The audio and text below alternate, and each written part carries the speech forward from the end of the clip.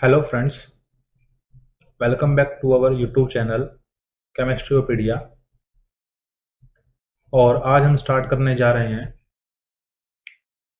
Chapter number 1 solid state का lecture number 2।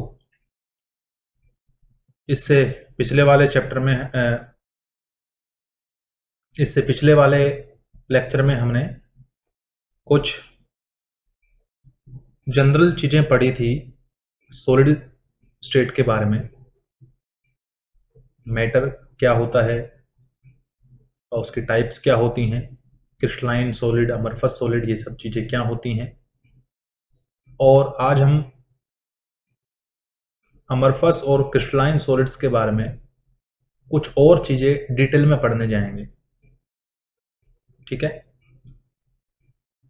आपको अगर इस चैप्टर के स्टार्टिंग का पता नहीं है, इंट्रोडक्शन का अगर आपको नहीं अगर आइडिया है, तो मैं आपको एक लिंक दूंगा डिस्क्रिप्शन में, वहां से आप लेक्चर नंबर 1 देख लीजिएगा।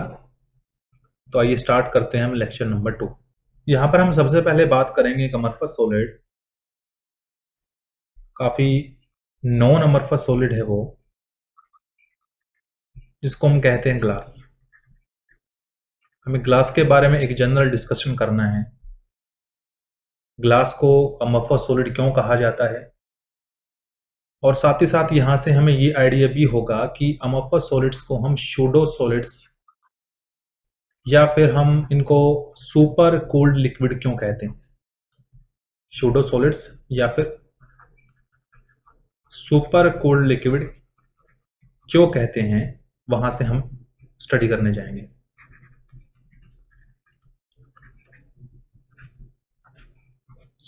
अगर हम बात करें ग्लास की, और ग्लासेस जो हैं वो जनरली यूज किए जाते हैं विंडो पेन्स में। ठीक है, विंडो पेन्स में इनका इस्तेमाल करते हैं। ग्लासवेयर भी बनते हैं, काफ़ी सारी चीज़ें बनती हैं शीशे से। लेबोरेटरी वेयर भी बनते हैं। ठीक है, बहुत सारी चीज़ें बनाते हैं हम इनसे। बहुत सारी चीज़ों का प्रोडक्शन ग्लास से किया जाता है। अब जनरली होता क्या है कि जो पुरानी बिल्डिंग होती हैं, इन ओल्ड बिल्डिंग्स, जो पुरानी बिल्डिंग होती हैं, जो काफ़ी पुरानी बिल्डिंग होती हैं, उनके अंदर जो विंडो पेन होते हैं,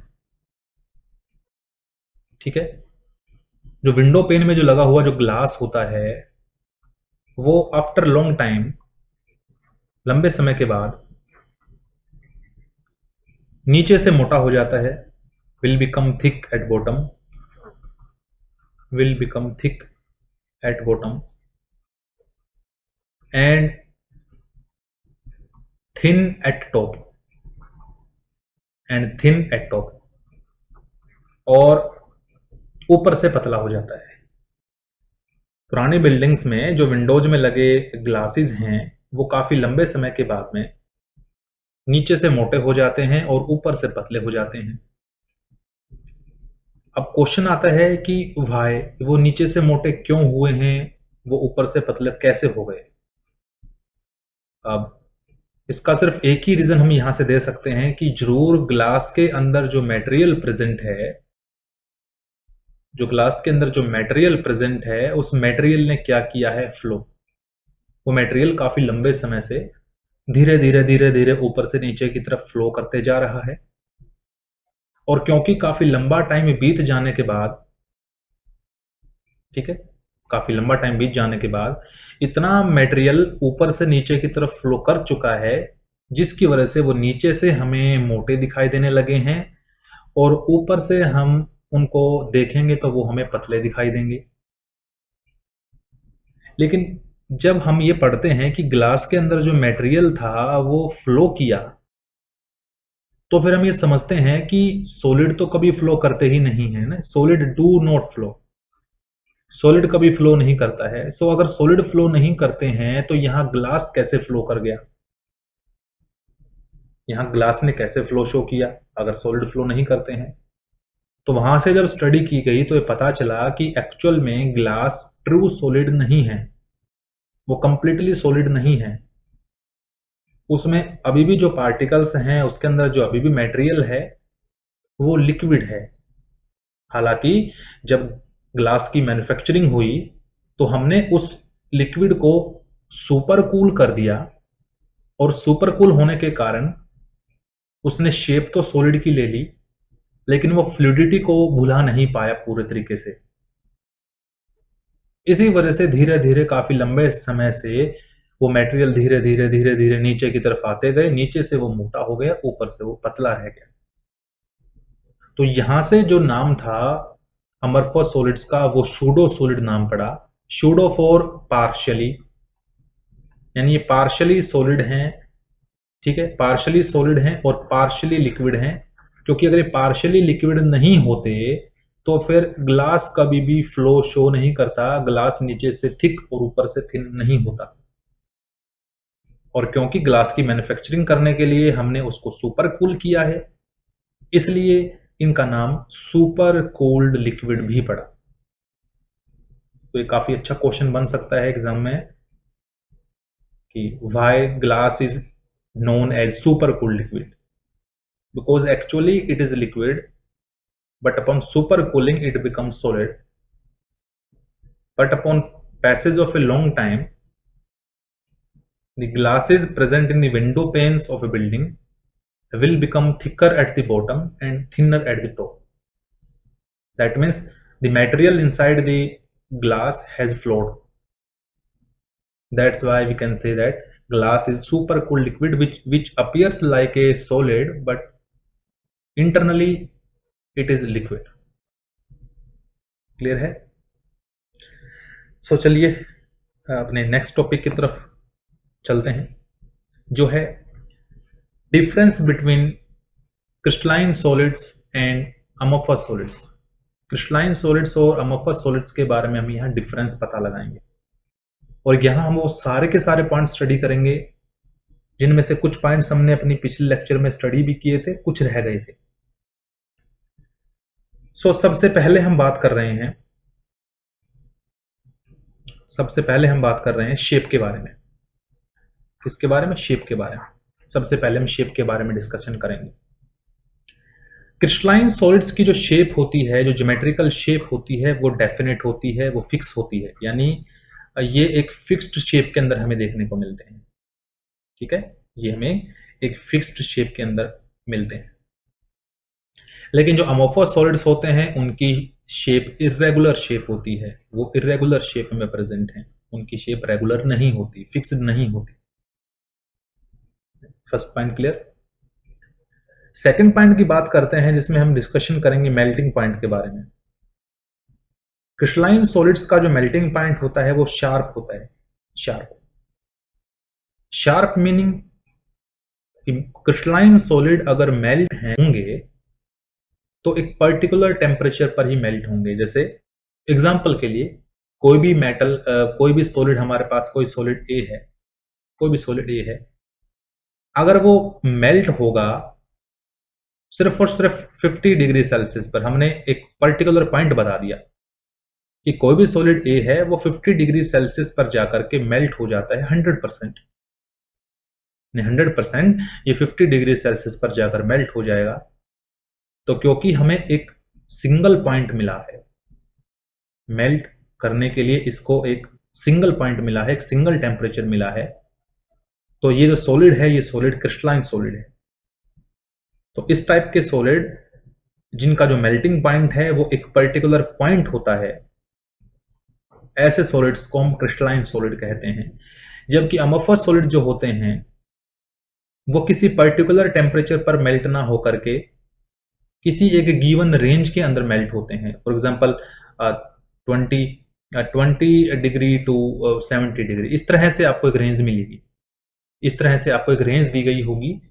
सो अगर मेल्टिंग पॉइंट रेंज में प्रेजेंट है, इट मीन्स वो अमorphous सॉलिड है। अगर एक पर्टिकुलर पॉइंट दिया गया है, एक पर्टिकुलर टेम्परेचर दिया गया है, तो वो क्रिस्टलाइन सॉलिड। क्लियर है?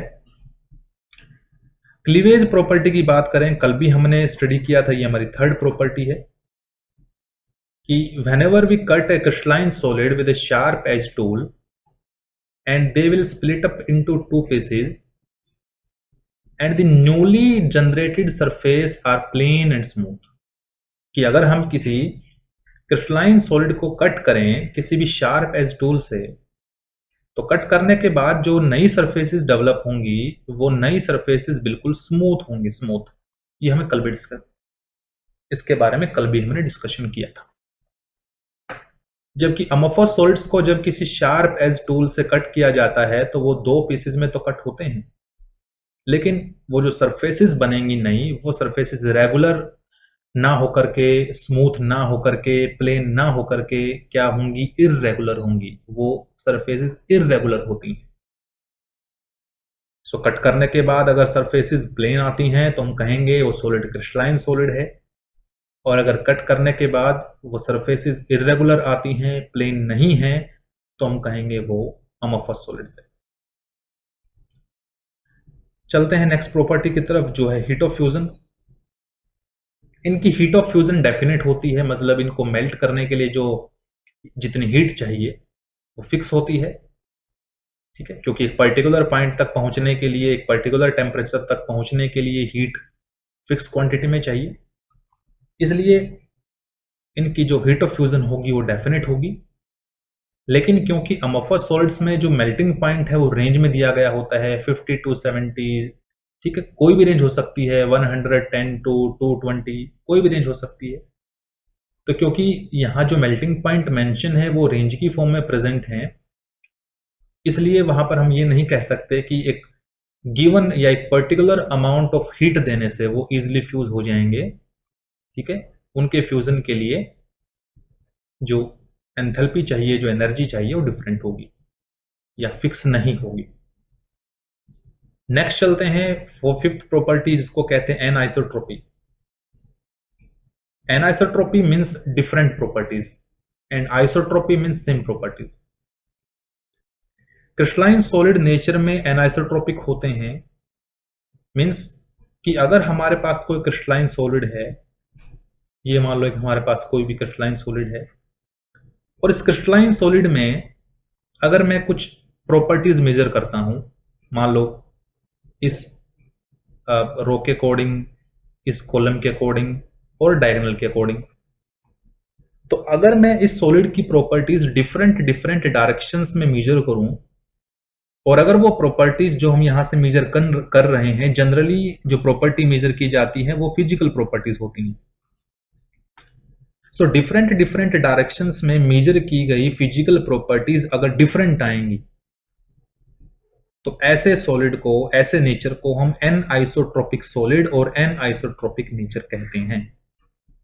Means if the properties comes out different when measured along different directions in a solid, different different direction से मेजर की जाने के बाद अगर प्रॉपर्टीज हमें डिफरेंट ही मिलती हैं, जैसे अगर मान लो फिजिकल प्रॉपर्टी में अगर हम इसके रिफ्रैक्टिव इंडेक्स की ही बात कर रहे हैं, तो अगर मुझे अलग अलग एंगल से, अलग अलग डायरेक्शन से रिफ्रैक्टिव इंडेक्स की वैल्यू अलग अलग मिलेगी, तो हम कहेंगे कि ये सॉलिड का नेचर एनाइसोट्रोपी है, और इस टाइप के जो सॉलिड्स होते हैं वो क्रिस्टलाइन सॉलिड्स होते हैं। लेकिन अगर डिफरेंट डायरेक्शंस में मेजर करने के बाद भी, अगर अलग अलग डायरेक्शंस में मेजर करने के बाद भी जो फिजिकल प्रॉपर्टीज की वैल्यू हैं अगर वो सेम आए, एक जैसी वैल्यूज आए, तो ऐसे केस को हम आइसोट्रोपिक कहते हैं। और आइसोट्रोपिक जो प्रॉपर्टी शो करता है, ऐसे सॉलिड होते हैं amorphous solids. So amorphous solids are isotropic in nature and crystalline solids are anisotropic in nature. इसके बारे में हम डिटेल में और भी पढ़ेंगे अपनी नेक्स्ट स्लाइड। नेक्स्ट जो डिफरेंस है वो है नेचर के बारे में। Crystalline solids are true solids. Crystalline solid बिल्कुल ट्रू सॉलिड्स होते हैं, ठीक है। ये कभी यहां से ये कभी फ्लो, फ्लूइडिटी टाइप की कोई प्रॉपर्टी शो नहीं करेंगे। लेकिन अमोफस सॉलिड हमने देखा अभी अभी ग्लास के केस में कि वो सूडो सॉलिड था और सुपर कूल्ड लिक्विड भी था। तो ये सूडो सॉलिड होंगे या सुपर कूल्ड लिक्विड होंगे, ट्रू सॉलिड नहीं होंगे। लेकिन क्रिस्टलाइन सॉलिड हमेशा ही ट्रू सॉलिड होते हैं। सेवंथ अगर बात करें, सेवंथ अगर प्रॉपर्टी की बात करें, तो वो है कि in crystalline solid we found long range order. Crystalline solids में हमें लॉन्ग रेंज ऑर्डर मिलता है, जबकि अमोफस सॉलिड्स में हमें सिर्फ और सिर्फ शॉर्ट रेंज ऑर्डर ही मिलता है। It means long range order means पूरे सॉलिड में एक ही जैसा पैटर्न हमें मिलेगा, एक ही जैसा पैटर्न हमें मिलेगा या एक ही जैसा ऑर्डर हमें मिलेगा। जबकि अमोफस सॉलिड्स में जो पैटर्न जो ऑर्डर मिलेगा वो हमें लॉन्ग रेंज ना मिलकर के, पूरे सॉलिड में सेम ना मिलकर के, किसी स्मॉल पोर्शन के अंदर हमें हो सकता है वो सेम मिले, लेकिन बाकी जो हिस्सा बचेगा सॉलिड का उसमें हमें वो अरेंजमेंट वो ऑर्डर नहीं मिलेगा। मे बी ये सभी सातों प्रॉपर्टी आपको समझ आई। अगर आपको कोई भी डाउट हो इस चैनल से रिलेटेड, इन वीडियो से रिलेटेड, लैंग्वेज से रिलेटेड, किसी भी कॉन्टेक्स्ट में, तो आप कमेंट करें और डिस्क्रिप्शन में आपको एक लिंक मिलेगा, टेलीग्राम लिंक, आप उसको ज्वाइन करके वहां भी अपनी बात रख सकते हैं। और मैं पूरी कोशिश करूंगा कि अगर मेरी तरफ से कोई कमी ना रहे और आपको एक अच्छा एनवायरनमेंट मिल सके स्टडी करने के लिए। सो नेक्स्ट चलते हैं, एनआइसोट्रोपी। जैसा कि मैंने पहले भी कहा था कि हम एक बार फिर से एनआइसोट्रोपी के बारे में स्टडी करेंगे। तो वही चीजें हैं कि एनआइसोट्रोपी एक वो प्रॉपर्टी कहो, वो नेचर कहो किसी भी सॉलिड का, जिसमें जब हम डिफरेंट डायरेक्शन से जब हम क्या मेजर करते हैं, फिजिकल प्रॉपर्टीज मेजर करते हैं किसी भी सॉलिड में, जब हम अलग अलग डायरेक्शंस से जब हम कोई भी फिजिकल प्रॉपर्टी मेजर करते हैं और वो फिजिकल प्रॉपर्टी हमें डिफरेंट मिले, अलग अलग डायरेक्शन से निकाले जाने वाली, मेजर की जाने वाली फिजिकल प्रॉपर्टी अगर डिफरेंट मिलती है तो ऐसे केस को हम बोलते हैं एनआइसोट्रोपी। और वो सॉलिड जो होते हैं जो एनआइसोट्रोपी प्रॉपर्टी शो करते हैं वो सॉलिड होते हैं हमारे क्रिस्टलाइन सॉलिड्स। सो ये आपको याद रखना है कि क्रिस्टलाइन सॉलिड नेचर में एनआइसोट्रोपी होते हैं, एनआइसोट्रोपी शो करते हैं। क्लियर है? कुछ एग्जांपल देखें कि फॉर एग्जांपल ये हमारे पास में एक अमरफस क्रिस्टलाइन सॉलिड प्रेजेंट है, जिसमें अरेंजमेंट जो है पार्टिकल्स की वो सेम है, एक ब्लू, फिर डायगोनली अगर चलें तो ब्लैंक वाला रेड बोल कह सकते हो, रेड स्फीयर, फिर ब्लू स्फीयर, फिर रेड स्फीयर, फिर ब्लू स्फीयर। लेकिन जब हम मूवमेंट करें इस ए से बी डायरेक्शन में तो हमें एक डिफरेंट पार्टिकल्स की अरेंजमेंट मिली, सारे ब्लू हैं। जब हम चलेंगे इस सी से डी डायरेक्शन के अंदर तो हमें एक रेड एक ब्लू, एक रेड एक ब्लू, इस टाइप की जो अरेंजमेंट हमें मिली। तो अलग अलग अरेंजमेंट की वजह से यहाँ जो फिजिकल प्रॉपर्टी होंगी वो अलग होंगी। और अगर हम मूवमेंट करते हैं इस डायरेक्शन में, मतलब कोई भी डायरेक्शन है, कोई भी एक डायरेक्शन है ये, अगर हम मूवमेंट करते हैं इस डायरेक्शन में तो इस डायरेक्शन को हम नाम दे देते हैं कोई भी EF। अगर हम मूवमेंट करते हैं इस EF डायरेक्शन में तो हमें सभी के सभी रेड स्फीयर दिखे। तो यहां से जब मेजरमेंट की जाएगी तो हर एक रेड स्फीयर की प्रॉपर्टी हम मेजर कर पाएंगे। यहां से जब मेजर करेंगे तो हम ब्लू स्फीयर की प्रॉपर्टी मेजर करेंगे, और यहां से जब मेजर करेंगे तो हम मिक्स प्रॉपर्टीज मेजर करेंगे। तो इस डायरेक्शन से हमें सिर्फ इस रेड स्फीयर की प्रॉपर्टीज मिलेंगी, यहां से हमें सिर्फ ब्लू की प्रॉपर्टी मिलेंगी, यहां से मिक्स मिलेंगी। ठीक है? तो क्योंकि रेड स्फीयर और ब्लू स्फीयर एक दूसरे से अलग हैं तो उनकी प्रॉपर्टीज भी तो डिफरेंट होंगी, इसलिए हमें इस डायरेक्शन में अलग प्रॉपर्टीज मिली हैं, उस डायरेक्शन में अलग मिली हैं, इस डायरेक्शन में अलग मिली है। तो अलग अलग डायरेक्शन में जब हमने मेजरमेंट करके देखा तो हमें जो प्रॉपर्टीज मिली वो डिफरेंट मिली। इसी प्रॉपर्टी को हम नाम देते हैं एनआइसोट्रोपी। यही है एनआइसोट्रोपी। और कौन शो करेगा इस टाइप की प्रॉपर्टी को? फिर से आपको बता दूं, क्रिस्टलाइन सॉलिड ही इस टाइप की प्रॉपर्टी को शो करते हैं। क्लियर है? बढ़ते हैं आगे। आगे है अमरफस सॉलिड्स के यूजेस, कि हम अमरफस सॉलिड्स कहाँ इस्तेमाल करते हैं, कैसे उनको यूज किया जाता है। तो यहाँ पे आपको मैं कुछ एग्जांपल भी बता देता हूँ। एग्जांपल जैसे ग्लास है, पढ़ के आए हैं, रबड़ है, ठीक है, प्लास्टिक है, जनरली जो पॉलीमर होते हैं, ठीक है। और अगर और एग्जांपल हम लें तो सिलिका या फिर कहें amorphous silica, amorphous silica, amorphous silica भी क्या है, अमोफस सॉलिड है। ठीक है, क्वार्ट्ज ग्लास। तो ये कुछ एग्जांपल हैं अमोफस सॉलिड्स के। हमें यहां पढ़ना है अमोफस सॉलिड्स के यूजेस, कि हम उनको कहां कहां कैसे कैसे इस्तेमाल करते हैं। तो देखो, कोई नई बात नहीं है, ग्लास, रबर, प्लास्टिक्स, इन सब का हमारे रोजाना की जिंदगी में बहुत सारे एप्लीकेशंस हैं। हम बहुत सारी जगह इनका इस्तेमाल करते हैं, बहुत सारी जगह हम इनका इस्तेमाल करते हैं। तो इनको बताने की जरूरत नहीं है। जैसे ग्लास का इस्तेमाल जैसे बताया भी गया है, लेबोरेटरी वेयर, किचन वेयर, ठीक है, और विंडो पेन्स की फॉर्म में, विंडशील्ड्स की फॉर्म में। रबर का इस्तेमाल करते हैं टायर बनाने में, ठीक है, गैस्केट्स बनाने में, जो सील होती हैं वो सील बनाने में रबर का इस्तेमाल करते हैं। और प्लास्टिक का इस्तेमाल तो हम सब जानते ही हैं, ठीक है, प्लास्टिक का इस्तेमाल तो जानते ही हैं। घर में अगर टब है, बकेट है, ठीक है, और भी बहुत सारी जो चीजें हैं वो प्लास्टिक से मिलकर बनती हैं या प्लास्टिक की बनी होती हैं। अमोफस जो सिलिकॉन होता है, ठीक है, अमोफस जो सिलिकॉन होता है वो फोटोवोल्टिक सेल बनाने में इस्तेमाल होता है। फोटोवोल्टिक सेल पता है आपको, जो लाइट एनर्जी को, सन से मिलने वाली जो लाइट एनर्जी को कन्वर्ट करता है इलेक्ट्रिकल एनर्जी में, उसको हम कहते हैं फोटोवोल्टिक सेल। तो अमोफस सिलिकॉन का इस्तेमाल फोटोवोल्टिक सेल बनाने के लिए किया जाता है। इसी टाइप से जो पॉलीमर होते हैं, अब पॉलीमर में बहुत सारे पॉलीमर हैं, जैसे पॉलीथीन भी एक पॉलीमर है जिसका इस्तेमाल हम सभी को पता है पॉलीथीन के बारे में।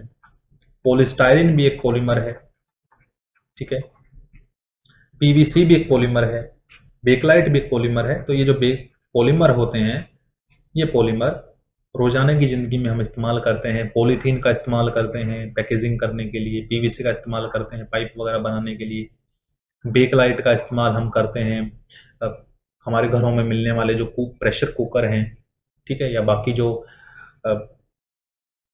ऐसे बर्तन हैं जिनका इस्तेमाल कुकिंग के लिए किया जाता है, क्योंकि कुकिंग यूटेंसिल जो हैं वो बेकलाइट से या उनके हैंडल जो बेकलाइट से बनते हैं, ठीक है। टेफ्लॉन आपने सुना होगा, जो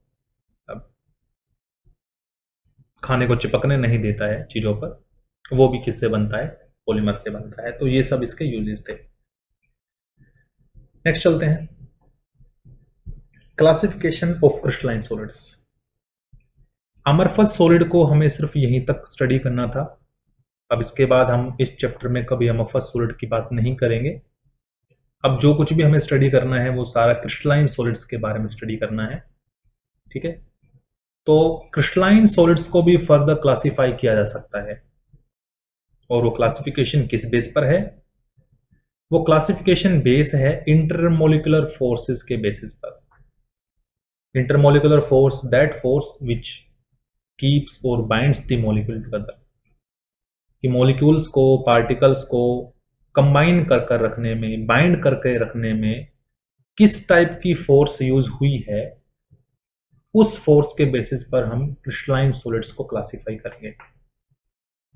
मेनली 4 टाइप से क्रिस्टलाइन सॉलिड्स को क्लासिफाई किया जाता है, ठीक है, स्टडी करते हैं।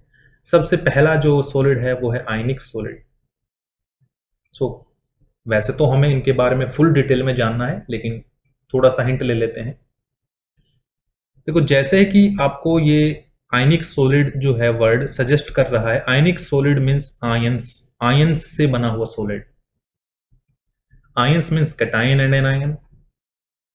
और हमें बात जानते हैं कि जब चार्ज्ड चीजें प्रेजेंट होती हैं तो उनके बीच में जो फोर्स प्रेजेंट होती है उस फोर्स को हम इलेक्ट्रोस्टैटिक फोर्स बोलते हैं, ठीक है। तो यहां जो फोर्स प्रेजेंट होगी वो होगी इलेक्ट्रोस्टैटिक फोर्स। आयनिक सॉलिड्स में आयन होंगे और आयंस को एक दूसरे के साथ बाइंड करके रखने का काम कौन करेगी, इलेक्ट्रोस्टैटिक फोर्स, जिनको यहां केमिकल लैंग्वेज में हम नाम देंगे आयनिक बॉन्ड। तो यह हम कह सकते हैं कि आयनिक सॉलिड्स में जो फोर्स हमें मिलती है, इलेक्ट्रोस्टैटिक फोर्स मिलती है, जो बॉन्ड मिलते हैं वो आयनिक बॉन्ड मिलते हैं। क्लियर। सेकंड टाइप का जो सॉलिड है वो है मोलिकुलर सॉलिड। फिर से जैसा नेम सजेस्ट कर रहा है, molecular solid means A solid which is made up of molecules. Molecules से बना हुआ सॉलिड मोलिकुलर सॉलिड। अब मॉलिक्यूल जो होते हैं वो 3 टाइप के हो सकते हैं मेनली। सबसे पहला पोलर मॉलिक्यूल, तो पोलर मॉलिक्यूल की वजह से बनने वाले solid polar molecular solid. Non polar molecule से बनने वाले solid non polar molecular solid. और हाइड्रोजन बॉन्ड की वजह से बनने वाले solid hydrogen bonded molecular solid. फिलहाल हम यहां सिर्फ और सिर्फ बात करेंगे इंटरमॉलिक्यूलर फोर्सेस की, डिटेल में हम अगली स्लाइड में स्टडी करेंगे। सो मॉलिक्यूलर सॉलिड में पता लगा कि मॉलिक्यूल होते हैं और मॉलिक्यूल भी 3 टाइप के हैं, ठीक है, 3 types of molecule are present. और उसी के बेसिस पर हमने मॉलिक्यूलर सॉलिड को फर्दर क्लासिफाई किया 3 टाइप में, polar molecular, non polar molecular और हाइड्रोजन बॉन्डेड। और आपको याद होगा 11th क्लास से कि पोलर मॉलिक्यूल्स के बीच में जो फोर्स लगती है वो फोर्स होती है डाइपोल डाइपोल फोर्सेस। तो जिन मॉलिक्यूल्स के बीच में डाइपोल डाइपोल फोर्सेस काम करेंगी उन फोर्सेस उन सॉलिड्स को हम पोलर मॉलिक्यूलर सॉलिड कहेंगे। नॉन पोलर जो मॉलिक्यूल्स होते हैं उनके अंदर जो फोर्स वर्क करती है वो है लंदन डिस्पर्सन फोर्स। यहां लंदन डिस्पर्सन फोर्सेस वर्क करती हैं, ठीक है, लंदन फोर्सेस वर्क करती हैं। और हाइड्रोजन बॉन्डेड मॉलिक्यूलर सॉलिड्स में जो फोर्स वर्क करेगी वो हाइड्रोजन बॉन्ड होगा, जैसे कि नाम ने सजेस्ट किया है, हाइड्रोजन बॉन्ड। तो मॉलिक्यूलर सॉलिड्स को 3 टाइप में क्लासिफाई किया, जिसमें डाइपोल डाइपोल फोर्सेस होंगी वो पोलर मॉलिक्यूलर सॉलिड होगा, लंदन डिस्पर्सन फोर्सेस होंगी नॉन पोलर मॉलिक्यूलर सॉलिड होगा, और अगर हाइड्रोजन बॉन्ड प्रेजेंट होगा तो हाइड्रोजन बॉन्डेड मॉलिक्यूलर सॉलिड होगा। चलते हैं अपने नेक्स्ट सॉलिड की तरफ जिसका नाम है कोवेलेंट सॉलिड। कोवेलेंट सॉलिड जिसको हम नेटवर्क सॉलिड भी कहते हैं, फिर से नेम सजेस्ट करेगा कोवेलेंट सॉलिड। अब कोवेलेंट नाम का कोई सब्सटेंस तो होता नहीं, हमने पढ़ा है covalent bond. So covalent solids are those solids in which covalent bond are found. Covalent bond, यहां पर जो बॉन्ड हमें मिलेंगी, जो फोर्सेस हमें मिलेंगी वो कोवेलेंट बॉन्ड मिलेंगी। और कोवेलेंट बॉन्ड भी कैसे बॉन्ड होंगे? Extended covalent bond.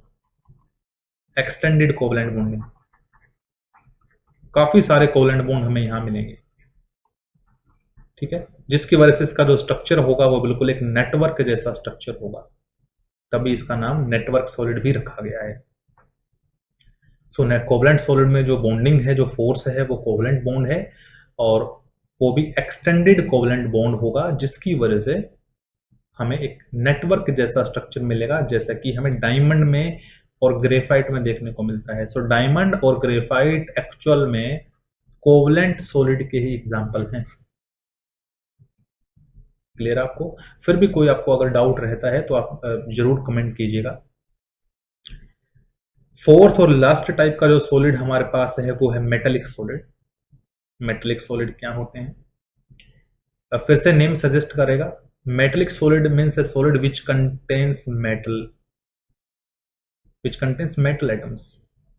इसमें मेटल एटम मिलते हैं, ठीक है, जिसमें जो पार्टिकल होंगे, कंस्टिट्यूएंट जो पार्टिकल होंगे वो मेटल एटम होंगे। लेकिन मेटल जनरली, फॉर एग्जांपल जैसे आयरन का ही हम एग्जांपल लें, फॉर एग्जांपल ये आयरन की शीट है हमारे पास में, कोई आयरन की शीट हमारे पास में, तो हमने क्या किया है, आयरन की शीट में आयरन के एटम प्रेजेंट होंगे, आयरन के एटम है काफी सारे। अब जो मेटल्स हैं जनरली, देखो सभी मेटल्स का तो हम नहीं कह सकते, कुछ मेटल्स ऐसे होते हैं जिनकी आयनाइजेशन एनर्जी काफी कम होती है, और अगर आयनाइजेशन एनर्जी काफी कम होगी तो आप समझ सकते हैं वो इलेक्ट्रॉन लूज कर सकते हैं इजिली। तो जिसकी आयनाइजेशन एनर्जी कम होती है वो इलेक्ट्रॉन आसानी से लूज कर सकता है। तो कुछ ऐसा ही केस हमें देखने को मिलता है यह मेटेलिक सॉलिड में। कि जनरली मेटेलिक सॉलिड में मेटल के एटम होंगे जिनकी आयनाइजेशन एनर्जी लो होगी, वो आसानी से इलेक्ट्रॉन लूज करेंगे, और इलेक्ट्रॉन लूज करने के बाद खुद वो जो मेटल एटम है वो तो बन जाएगा आयन में और इलेक्ट्रॉन को कर देगा रिलीज। ऐसा नहीं है कि वो इलेक्ट्रॉन कहीं और चले जाएंगे, वो रहेंगे उसी मेटेलिक स्ट्रक्चर के अंदर, लेकिन यहां पर हम मेटल कंप्लीट एटम ना कह करके, यहां मेटल की एटम ना कह करके हम कहेंगे कि इस मेटल के अंदर मेटल एटम नहीं है, बल्कि मेटल के आयन और इलेक्ट्रॉन्स प्रेजेंट हैं, ठीक है, इलेक्ट्रॉन, मेटल के आयन और इलेक्ट्रॉन प्रेजेंट है। मेटल एटम नहीं है, मेटल के आयन और इलेक्ट्रॉन प्रेजेंट है। और मेटल के आयन पर पॉजिटिव चार्ज है जबकि इलेक्ट्रॉन पर नेगेटिव चार्ज है। तो जब कभी फिर दोबारा जब चार्ज चीजों की बात करते हैं तो फिर दोबारा कौन सी फोर्स की बात की जाती है? इलेक्ट्रोस्टैटिक फोर्स की बात की जाती है।